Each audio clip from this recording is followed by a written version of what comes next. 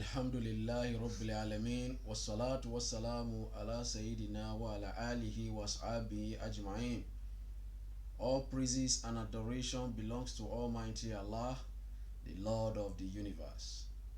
May the peace and mercy of Allah be upon our noble Prophet Muhammad sallallahu alaihi wasallam, his family, his companions, and to those of the Muslims still trending on his path. My esteemed viewers, today is another great day. May Allah continue to be with you all. May the mercy of Allah continue to be with you. And may our last statement be Kalimati Shahada. Our topic today is going to center on the great lessons from Suratuh Luqman. The great lessons from Suratuh Luqman. The great lessons will be taken from Suratuh Luqman, chapter 31, verses 12 and 19, verses 12 to 19. That is where we are going to see these great lessons from Suratuh Luqman. The first lesson is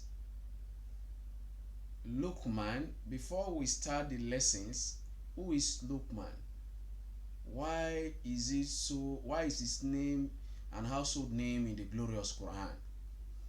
Some are of the opinion that Luqman was a prophet of Allah, while some said he was not a prophet of Allah.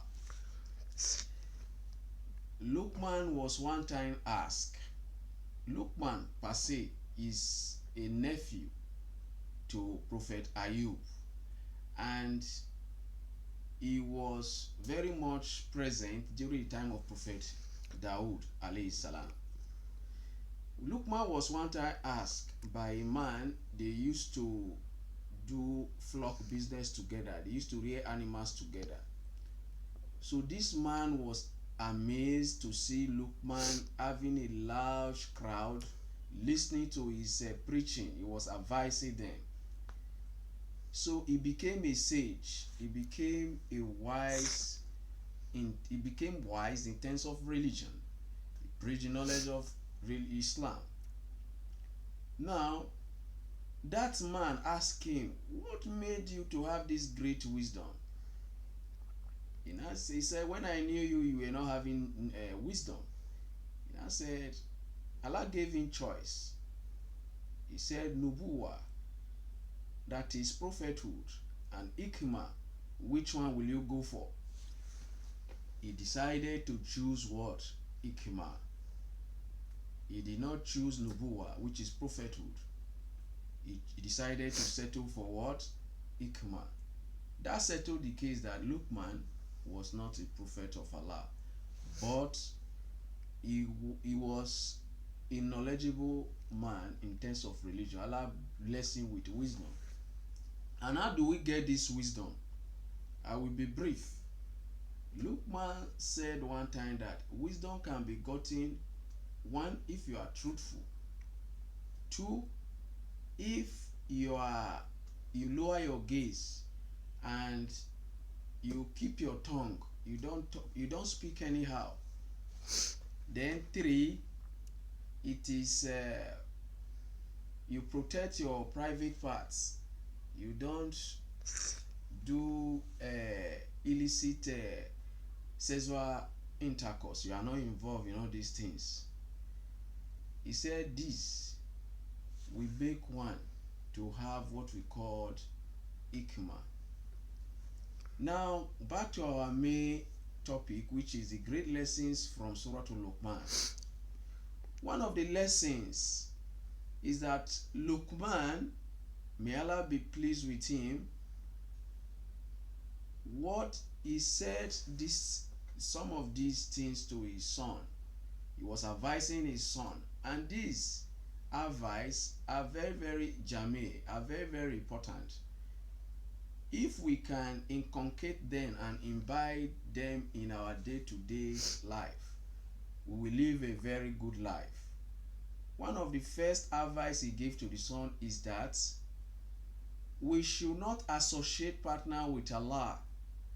That associating partner with Allah will amount to what? Shirk.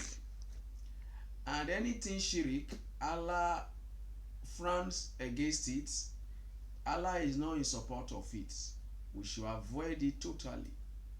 May Allah make us to avoid anything that will make us to be out of the deen. Amen. The second advice he gave to the son, he told the son, he said, my son, you should respect your word, parents. You should respect them. You should be kind to them. You should be kind to your parent. Kindness to your parent. Today, worldwide, children of nowadays do not have kindness do not show kindness to their parents. They don't take care of their parents. When their parent becomes weak, when they are old, their children run away from them. They don't take care of them. They don't give them food. Nothing. The parents are suffering. They say we should be kind to our parents. Now, the third lesson is that when we are kind to our parents, we should also follow their commandments of our parents, if it is in accordance with Allah commandments. If they are what they are commanding us to do, if it's already in the commandment of Allah, we should not play with it. We should follow it and do it.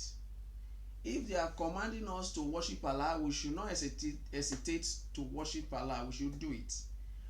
Also, if they are commanding us to do something contrary to the commandment of Allah, we should run from it. Run away from it. We should refrain from it.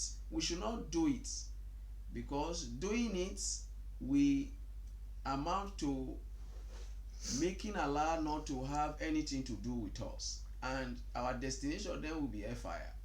So we should be good to them. We should be kind to them. But if they are now advising us, taking us to the path that will make us to go to hellfire, we should desist from it. That is it. Another lesson is that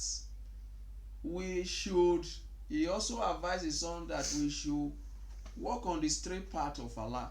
That is, what is the straight path of Allah? This deen.